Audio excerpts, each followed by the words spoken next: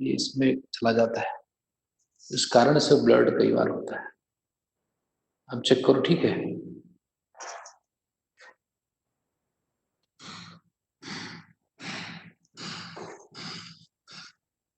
अब ठीक है क्या? क्यों?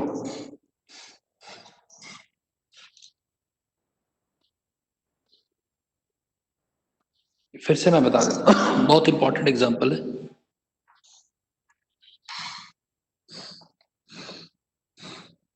तो थोड़ा सा बोलना भी आप लोगों को, चाहे टेक्स्ट के से चाहे माइक से, क्योंकि वैसे पता नहीं चल पाता है क्या है।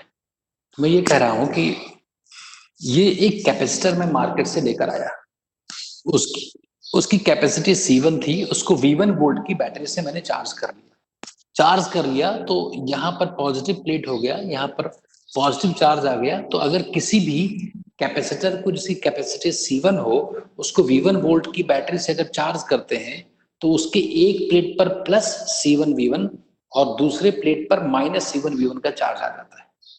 यहां तक क्लियर है? तो यहां मेंशन्ड है कि ये प्लस C1V1 यहां पर आ गया और यहां पर माइनस C1V1 चार्ज यहां पर आ गया, ऐसा हो गया। अब ऐसे ही दूसरा जो कैपेसिटर था, जैसे कैपेसिटी C2 थी, उसको V2 वोल्ट की बैटरी से चार्ज किया गया था। तो एक प्लेट पर यहाँ पर प्लस C2V2 और यहाँ पर माइनस C2V2। अब ठीक है ना? तो ये प्लस C1V1 चार्ज था और ये प्लस C2V2 चार्ज इस पर माइनस C1V1 चार्ज और इस पर माइनस C2V2 चार्ज। ठीक है? अब ये बताओ कि इस प्लेट और इस प्लेट को आपस में कनेक्ट किया गया है ना, तो these plates are connected with each other only with no external source, so the net charge on these two plates will remain constant. तो इन दोनों को मिलाकर इतना ही तो चार्ज था पहले, C1V1 प्लस C2V2। तो कनेक्शन के बाद भी इनके ऊपर उतना ही चार्ज रहेगा, ये मैंने बताया था। तो अगर इस प्लेट पर कनेक्शन के बाद हो सकता है कि चार्ज इधर उधर हो जाए कुछ, लेकिन जो नेट चार्ज होगा वो Q0 ही रहना है। Any doubt? तो अगर मैंने मान लिया कनेक्शन के बाद इस प्लेट पर क्यू चार्ज है, तो पक्का है कि इस पर Q0 माइनस क्यू चार्ज है। तो इसके सामने कितना होगा? Minus Q. और इसके सामने कितना होगा? इसका उल्टा। क्या यहां तक सारी बात समझ में आ गई? सब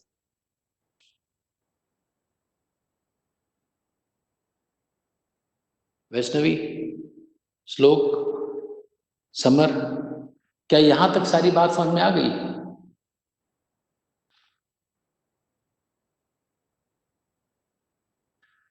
Q0 ये है कि शुरुआत में ना, इनिशियली जब इन दोनों को आपस में कनेक्ट नहीं किया गया था सर्किट में, तब ऊपर वाले कैपेसिटर के लेफ्ट प्लेट पर जो चार्ज था और नीचे वाले के लेफ्ट पर जो चार्ज था, उसका टोटल अमाउंट कितना था? वो Q0। इन दोनों को आपस में कनेक्ट कर दिया गया है ना। मान लो मेरे पास कुछ रुपए हैं, मान लो 10,000 रुपए है, और मेरा कोई फ्रेंड है उसके पास 20,000 रुपए है। तो दोनों को मिलाकर कितना? कुल मिलाकर 30,000 रुपए है। अब आपस में कोई भी एक्सचेंज कर लो, हो सकता है मेरे पास 22,000 हो जाए, उसके पास 8,000 हो जाए, या उसके पास 18,000 हो जाए, मेरे पास 12,000 हो जाए। अगर हम आपस में एक्सचेंज करते हैं तो दोनों का कुल मिलाकर तो 30,000 ही रहेगा। नहीं समझे?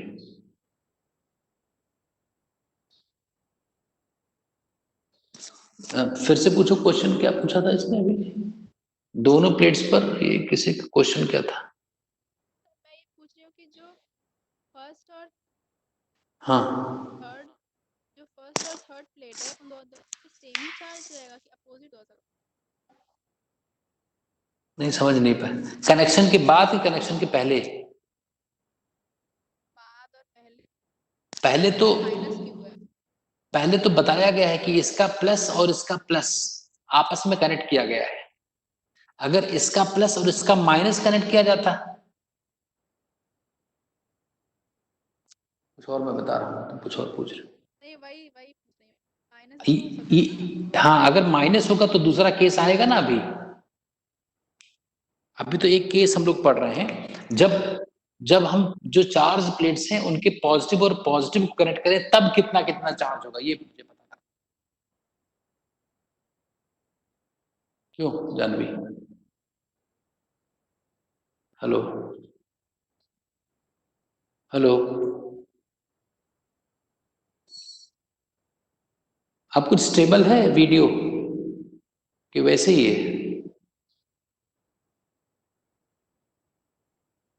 अच्छा, देखो जरा, तो इस प्लेट और इस प्लेट को मिलाकर पहले क्यू नॉट चार्ज था, क्यू नॉट, तो अभी भी दोनों को मिलाकर क्यू नॉट चार्ज होगा। अगर यहां पर क्यू है तो यहां पर क्यू नॉट माइनस क्यू हो जाएगा, दोनों का सम अब भी कितना है, क्यू नॉट है। अब हम केवीएल लगाएंगे, मैं ऐसे चलूंगा, तो बताओ क्या लिखा जाए। एन से मैं अगर आगे बढ़ा तो क्या लिखूं, क्या लिखूं? जिस प्लेट से मैं निकलता एग्जिट करता हूं उसका चार्ज बटे उसकी कैपेसिटी। फिर इधर आऊंगा, मैं यहां आऊंगा, यहां आऊंगा, फिर कैपेसिटर में यहां से एंटर किया, यहां से एग्जिट किया, जिस प्लेट से एग्जिट करो उसका चार्ज बटे उसकी कैपेसिटी डिवाइडेड बाय उसकी capacity. Again we reach to the point having potential Vn. This cancels out and very easily we get Q. Q को एक साइड ले जाओ तो Q नॉट बाई C2, एक साइड बच गया, उधर में ले गया Q, कॉमन आ गया 1 by C1 plus 1 by C2। तो Q हमें निकालना था और Q हमने फाइंड आउट कर लिया। So Q comes out to be कितना जाएगा, Q, फिर से मैं इसको और भी simplify, Q naught by C2 is equal to Q, LCM लिया जाए तो C1 C2 C1 plus C2, एक C2 यहां से कट गया, देखो यहां से Q की वैल्यू कितनी आ गई, Q is C1 into Q not over C1 plus C2, तो C1 by C1 plus C2 है ना, और Q नॉट यहां से छाप दो ऊपर से, C1 V1 plus C2 V2, ये आ गया चार्ज। तो फर्स्ट प्लेट पर इतना चार्ज आ गया, फर्स्ट प्लेट पर। यहां तक कोई डाउट हो तो बताओ, बहुत इंपॉर्टेंट है और बहुत सिंपल है वो, भले ही आपको और देखने में लग रहा हो, कोई डाउट नहीं होना चाहिए, सिंपल बात है, बताओ।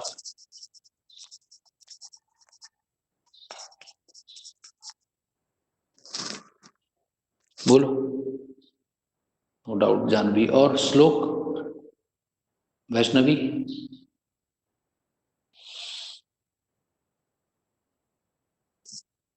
और कोई?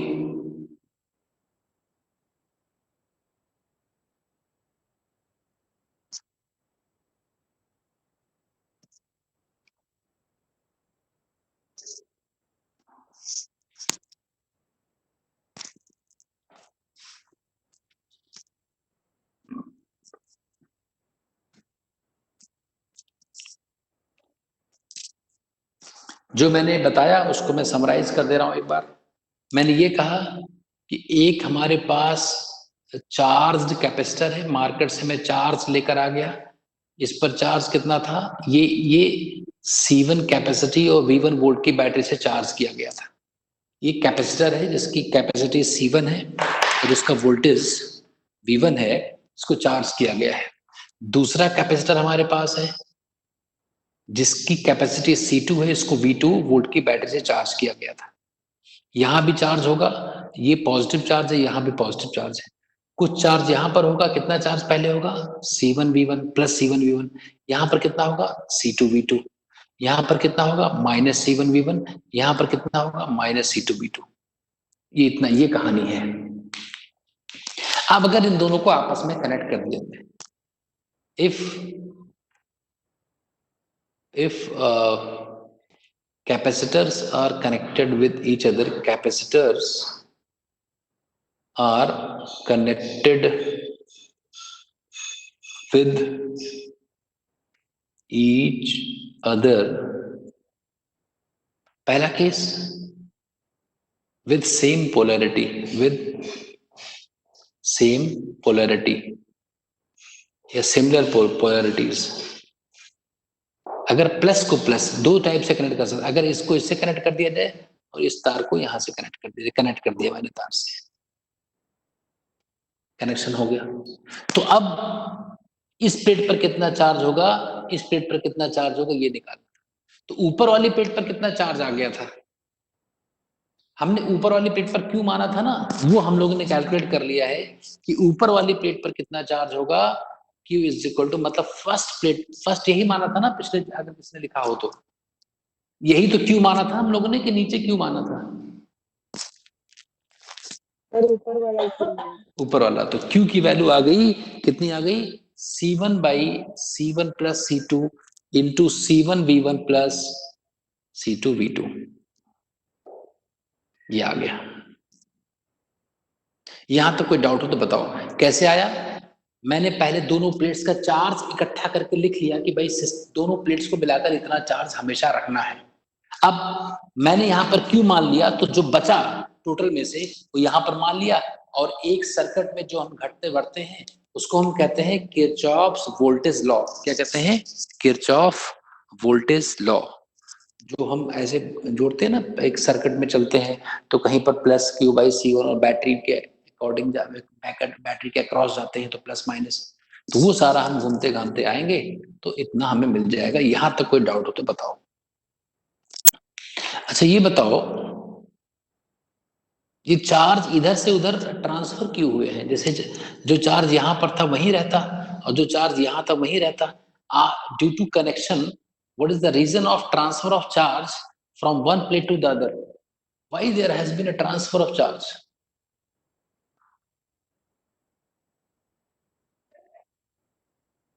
बोलो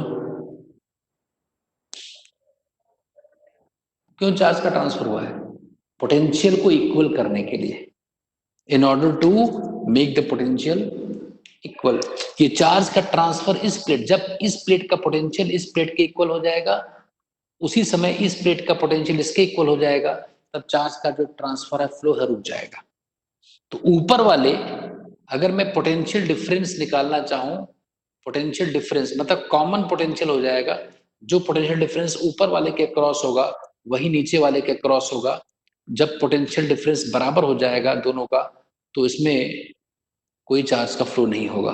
तो पोटेंशियल डिफरेंस, कॉमन पोटेंशियल कितना होगा, चाहे क्यू है ना, Q/C1 कर दो, तो Q/C1 करेंगे तो फॉर्मूला एक बन गया C1V1 plus C2V2 divided by C1 plus C2। ये कॉमन पोटेंशियल निकालने का डायरेक्ट फॉर्मूला है, जो बहुत सारे एग्जाम्स में बच्चे सीधा अप्लाई करते हैं। ये कब है, when a capacitor of capacity C1 charged with voltage V1 is connected to the other capacitor having capacity C2 and charged with battery V2 with similar polarities, then the common potential across the capacitors is calculated using the formula C1 V1 plus C2 V2 over C1 plus C2। कोई doubt हो तो बताओ।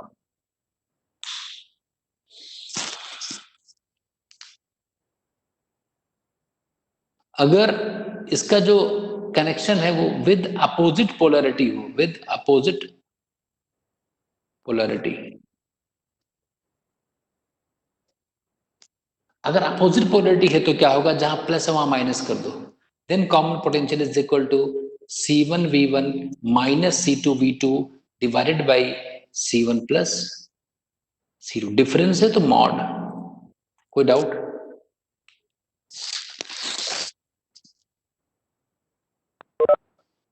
Any doubt?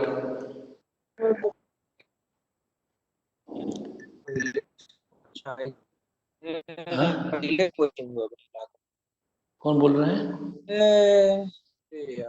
हाँ? किसका mic है? अबे अबे अभी क्लास चल रही भाई। अबे जी सर। अभी म्यूट रखो, अभी क्लास चल रही दूसरे बैच की।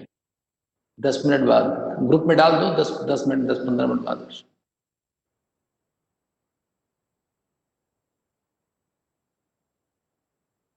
बताओ, इसमें बच्चों को डाउट किसी को?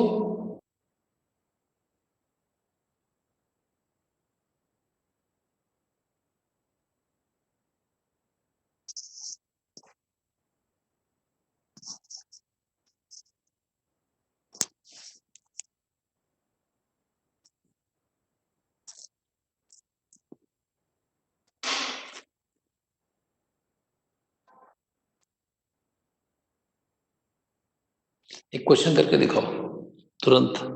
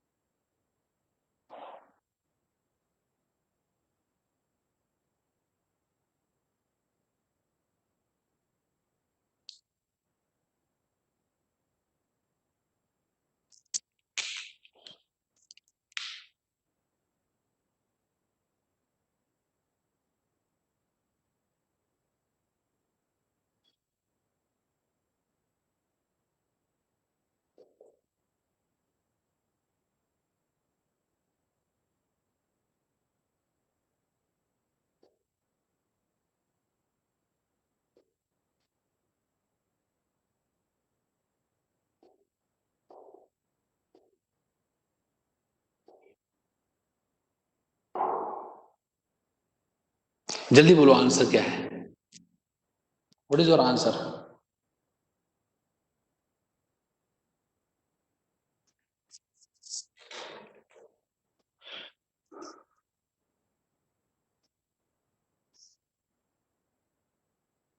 जल्दी बोलो।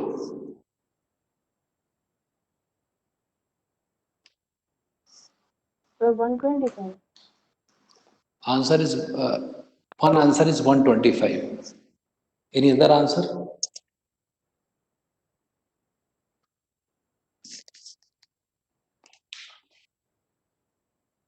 कॉमन पोटेंशियल निकालने का फॉर्मूला बताया था क्या? C1V1 minus C2V2 divided by C1 plus C2। आप तो बताओ आंसर क्या होगा? 500 500 माइनस कितना 3000 Yes. By C1 plus C2 20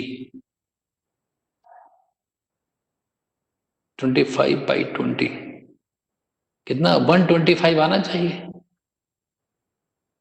125 volts. Any confusion? कोई कंफ्यूजन?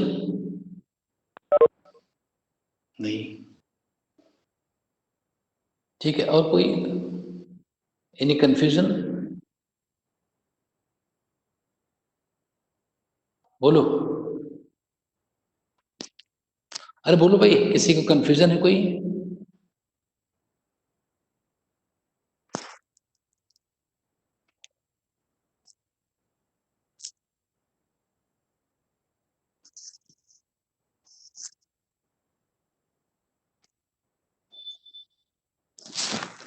ठीक है ना?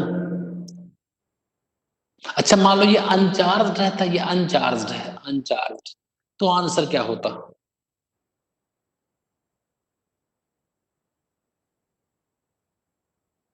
Positive plate of the capacity वही है 15 microfarad is connected to uncharged capacitor, second uncharged capacitor। अब बताओ कितना होगा common potential?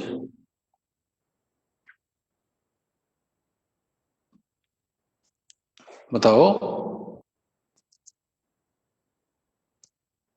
C1V1 minus C2, दूसरे पर वोल्टेज ही नहीं, इंटू 0, बस। तो C1V1 by C1 plus C2। C1 is 5, V1 is 100 by 20। कितना आ गया भाई? 25। हाँ 25 आया। ठीक है ना?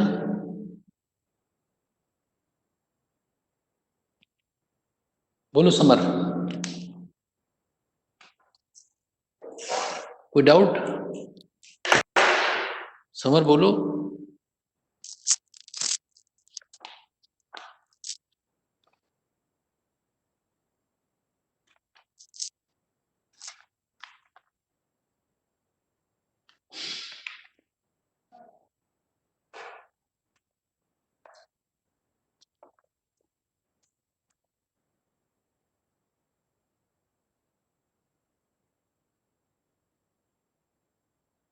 देखो क्वेश्चन लिखो। The work done in increasing, question लिखो, the work done in increasing the potential difference of a capacitor from 20 volt to 40 volt is W. Then what is the work done in increasing its potential difference from 40 volt to 50 volt? अगर किसी condenser को, किसी capacitor की potential difference को 20 volt से 40 volt तक करने में W वर्क हुआ है, then the work done in increasing its potential difference from 40 volt to 50 volt will be,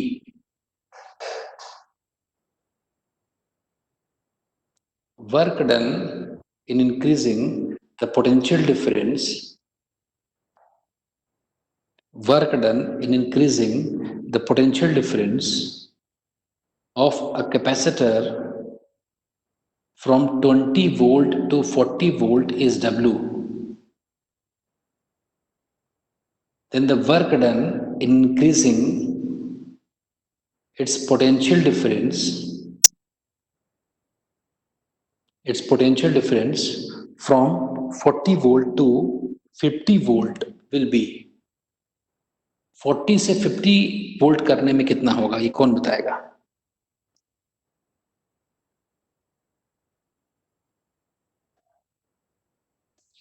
किसी कंडेंसर, किसी कैपेसिटर का पोटेंशियल डिफरेंस 20 से 40 करने में W वर्क करना पड़ा, तो उसी कैपेसिटर का पोटेंशियल डिफरेंस 40 से 50 वोल्ट करने में कितना वर्क करना पड़ेगा? Options are 4W, 3W by 4, 2W and W by 2. Options are 4W और 3W by 4, या फिर 2W या फिर W by 2. बताओ कौन बताएगा? और किसका किसका आंसर आया? अभी आंसर किसका किसका आया है? जानवी डी ऑप्शन, और एनी अदर आंसर?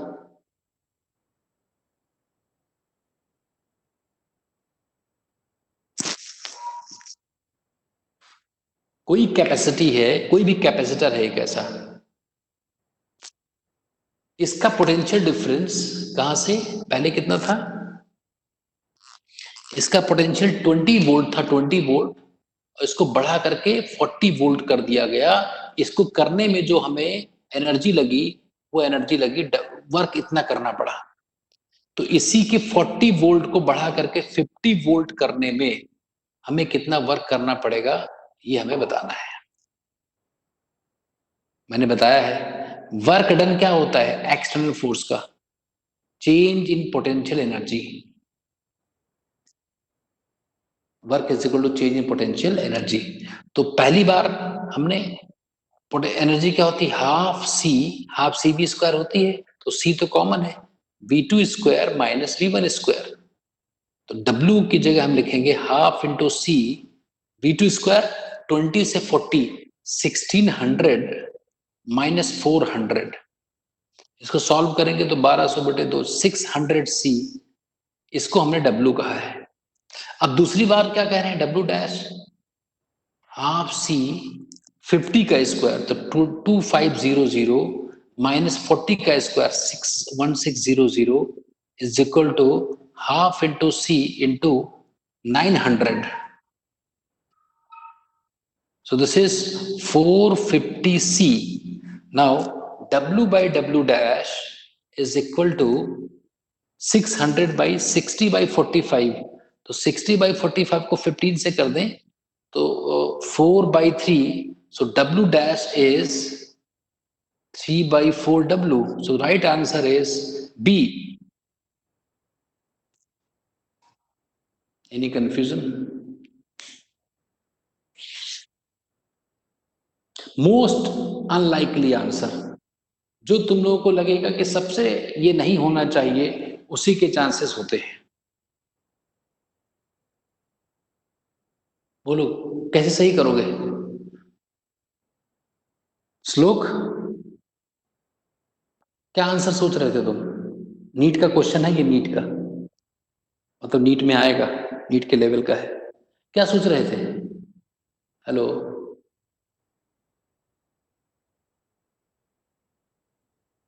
श्लोक बोलो, क्या ऑप्शन तुम्हें लग रहा था? फोर्थ ऑप्शन लग रहा था. ये क्यों लग रहा था बताओ? बोलो बोलो, इस माइक में बोलो, जानवी बताओ फोर्थ क्यों लगा था?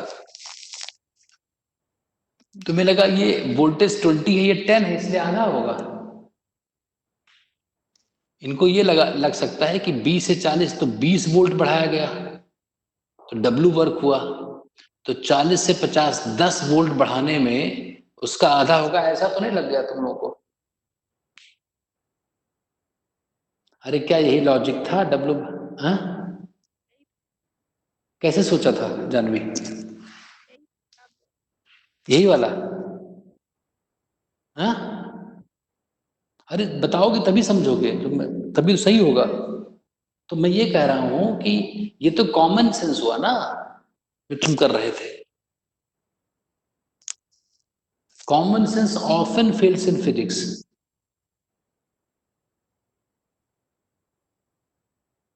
एक और तरीका है क्वेश्चन सही करने का. श्लोक समर माइक बोलो, सुनो जरा एक बार. यस कहो, माइक ऑन करो. समर हाँ सर. एक और सरल तरीका है क्वेश्चन करने का, सही करने का. क्या? जैसे तुम लोग जो करना ठीक है वो नहीं होगा सही. नहीं समझे बात? सर तो हमेशा तो ऐसा नहीं होगा ना. नहीं मैं तो मजाक कर रहा हूँ भाई, समर सीरियस मत हो जाना. हाँ, मतलब अक्सर ऐसा होता है, अगर ये हमेशा हो जाए तब तो बहुत बढ़िया हो जाए. तब तो एक जैसे मान लो मैं ऐसा करूं कि मेरा करा हमेशा गलत होता है, तो मैं तो गलत करने वाला के लिए मान लिया जाऊंगा. जैसे अगर मैं इस पे एक्सपर्ट हो जाऊं कि मैं जो करूं गलत होगा, तो जैसे मैंने डी कहा इसका तो डी नहीं होगा, अब 3 ही सोचना है.